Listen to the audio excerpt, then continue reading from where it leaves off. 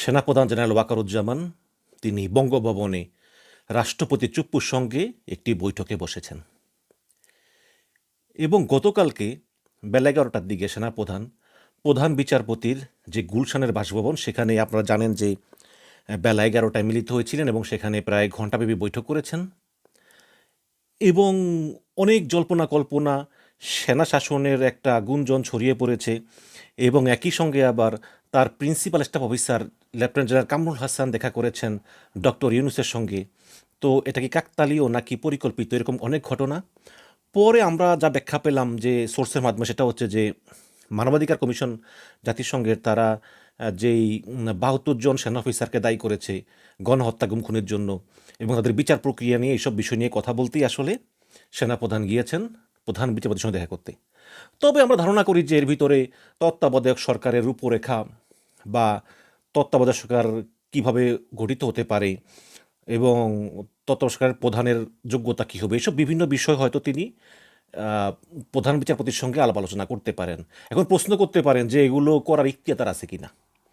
এখন আইনত তো থাকা উচিত না, বাট বর্তমানে যেহেতু স্পেশাল পরিস্থিতি এই কারণে হয়তো বা করেছেন। আপনারা জানেন যে ৩ দিন কোনো সরকার ছিল না, হাসিনা ৫ তারিখে পালাইছে, ৫, ৬, ৭ ৩ দিন কিন্তু এই সেনাপ্রধানই দেশ পরিচালনা করেছেন এবং তিনিই কিন্তু উপরের লেভেলের সব নির্দেশগুলো তার কাছ থেকে এসেছে, সুতরাং তার একটা গ্রহণযোগ্যতা আছে। এবং আপনারা জানেন যে এটা তো আর কোনো গোপন বিষয় না যে সেনাবাহিনীর উপর সরকারের কোনো কন্ট্রোল নাই। এখন সে একই প্রশ্ন, তিনি রাষ্ট্রপতি চুপ্পুর কাছে কেন গিয়েছেন। অনেকেই বলেন যে সেনাপ্রধান জরুরি অবস্থা ঘোষণার পায়তারা করতেছেন, জরুরি অবস্থা ঘোষণার পায়তারা করতেছেন এই কারণে তিনি গতকালকে প্রধান বিচারপতির কাছে মতামত নিতে গিয়েছিলেন এবং তারপর আজকে রাষ্ট্রপতি চুপ্পুর কাছে গিয়েছেন, কারণ সেনাপ্রধান ওয়াকার জরুরি অবস্থা ঘোষণা করতে চান এবং জরুরি অবস্থা ঘোষণা করে এই সরকারকে ব্যর্থতার দায়ভার নিয়ে পদত্যাগ করার জন্য চাপ সৃষ্টি করবেন। এই কারণে আজকে রাষ্ট্রপতি চুপ্পুর সঙ্গে পরামর্শ করতে গিয়েছেন, কিন্তু আমি এটাকে মোটেই সত্য মনে করি না। আমি জানি না সেনাপ্রধানের সঙ্গে রাষ্ট্রপতির কী কথা হতো, আমি সেখানে নাই, আমি কোনো সোর্স থেকেও পাইনি, কিন্তু কিছু যুক্তি আমি দিই। সেটা হচ্ছে কি যে যে রাষ্ট্রপতির কিন্তু কোনো ক্ষমতাই নাই জরুরি অবস্থা ঘোষণা করার। রাষ্ট্রপতি যে কোনো কাজ করবে সেটা তার করতে হবে প্রধানমন্ত্রীর সুপারিশ ক্রমে বা প্রধানমন্ত্রীর আদেশ ক্রমে। এখন প্রধানমন্ত্রী হিসেবে আছেন প্রধান উপদেষ্টা ডক্টর ইউনূস, সুতরাং ইউনূসের অনুমতি ছাড়া, ইউনূসের নির্দেশ ছাড়া রাষ্ট্রপতির কিছু করার ক্ষমতা নাই, শুধু 2টা বিষয় ছাড়া। কি সেই 2টা বিষয়? একটা হচ্ছে প্রধান বিচারপতি নিয়োগ, আর একটা হচ্ছে প্রধানমন্ত্রী নিয়োগ। এই 2টা ছাড়া রাষ্ট্রপতির কিছু করার ক্ষমতা নাই। রাষ্ট্রপতি জরুরি অবস্থা জারি করার ক্ষমতা রাখেন না, এটাই বাস্তবতা। রাষ্ট্রপতি জরুরি অবস্থা জারি করেন প্রধানমন্ত্রীর পরামর্শক্রমে, আর এখন প্রধানমন্ত্রী হচ্ছে ইউনূস। সুতরাং এই সেনাপ্রধান চুপ্পুর সঙ্গে দেখা করতে যাওয়া নিয়ে বঙ্গভবনে যারা বলতেছেন যে জরুরি অবস্থা ঘোষণা করা হবে, আমি বলতেছি যে আসলে এটা সম্ভব না। তাহলে কেন গিয়েছেন? দেখুন, আমি মনে করি যে এই জেনারেল ওয়াকারুজ্জামান কিন্তু প্রায় বঙ্গভবনে যান, মাঝে মাঝে নিউজ হয়, মাঝে মাঝে হয় না। এখন যেহেতু পরিস্থিতি খুব টালমাটাল, এই কারণে এই নিউজটা হচ্ছে।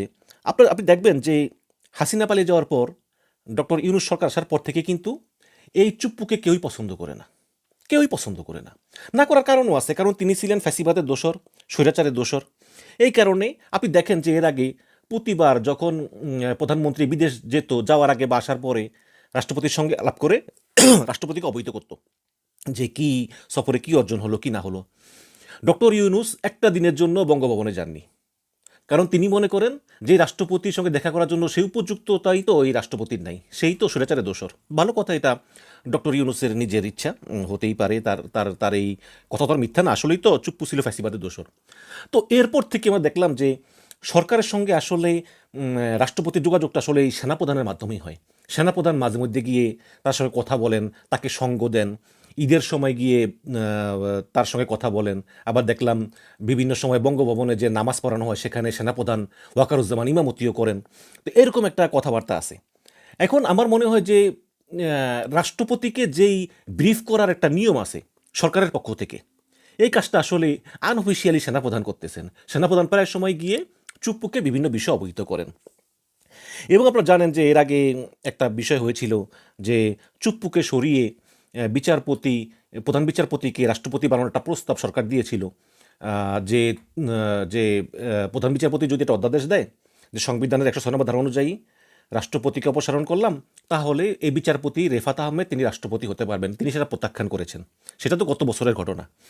এবং তারপরে আবার একটা অজুহাত ছিল যে চুপ্পুকে সরিয়ে দিতে হবে বা ওয়াকারকে সরিয়ে দিতে হবে। সরকারের ভিতরে কিন্তু একটা সরকার আছে। আপনারা যে দেখেন ইউনূস সরকার, তার পিছনে কিন্তু একটা সরকার আছে। তারা কিন্তু কলকাঠি নাড়তেছে। আপনি দেখেন যে যেই এনসিপি একসময় ডক্টর ইউনূসের প্রশংসায় পঞ্চমুখ ছিল, সেই এনসিপি এখন ইউনূসের বিরুদ্ধে। এনসিপির প্রভাবশালী নেত্রী মাহমুদা মিতু, ডক্টর মাহমুদা, তিনি ফেসবুকে গত পরশুদিন ডক্টর ইউনূসকে যে কী ভাষায় গালিগালাজ করেছেন, অবাক কাণ্ড।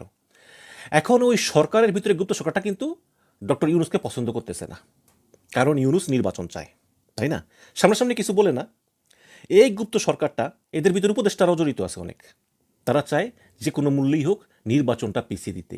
এই কারণ তারা ইউনূসের সঙ্গে থাকে এবং রাজনৈতিক দলগুলোর মিটিংয়ের সঙ্গে বামে ডানে থাকে, কিন্তু তারা মনে মনে চায় নির্বাচনটা আরও পিছিয়ে যাক এবং এমন একটা সরকার আসুক যাতে নির্বাচন যেভাবে না হয়ে একটা বিপ্লবী সরকার হয়ে বছর পর বছর দেশ চালায়।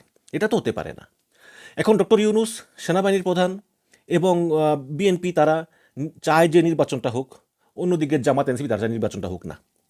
তো দেখা যাক কী হয়। কিন্তু আমি মনে করি যে এই সমস্ত বিভিন্ন বিষয় আসলে অবহিত করার জন্যই সেনাপ্রধান জেনারেল ওয়াকারুজ্জামান তিনি রাষ্ট্রপতি চুপ্পুর সঙ্গে দেখা করেছেন। এবং আপনাদের আবার বলতে চাই যে রাষ্ট্রপতি চুপ্পুর জরুরি অবস্থা জারি করার কোনো ক্ষমতাই নেই, কোনো ক্ষমতাই নেই। এখন সেনাপ্রধানের চাপে জরুরি অবস্থা ঘোষণা করার মতো ওই রকম মানে সংবিধানের বাইরে বা নিয়মের বাইরে ওই রকম হিম্মত চুপ্পুর নেই।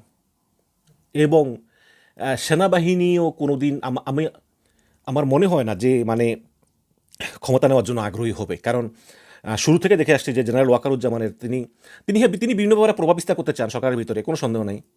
বাট ওই ডাইরেক্টলি ক্ষমতা নেওয়ার মতো ইচ্ছা তার নাই। হয়তো বা পাকিস্তান স্টাইলে হয়তো বা তিনি সেনাপ্রধান থাকবেন বা সরকারের উপর তিনি পরোক্ষভাবে একটা প্রভাব রাখবেন। এবং আবারও বলি যে বঙ্গভবনে রাষ্ট্রপতি চুপ্পুর কাছে সেনাপ্রধান গিয়েছেন, এটা প্রায় তিনি যান এবং রাষ্ট্রপতি চুপ্পুকে দেশের বিভিন্ন পরিস্থিতি অবহিত করতেই আসলে সেখানে সেনাপ্রধান গিয়েছেন। জরুরি অবস্থা ঘোষণার কোনো ক্ষমতাই রাষ্ট্রপতির নাই। জরুরি অবস্থা ঘোষণাটা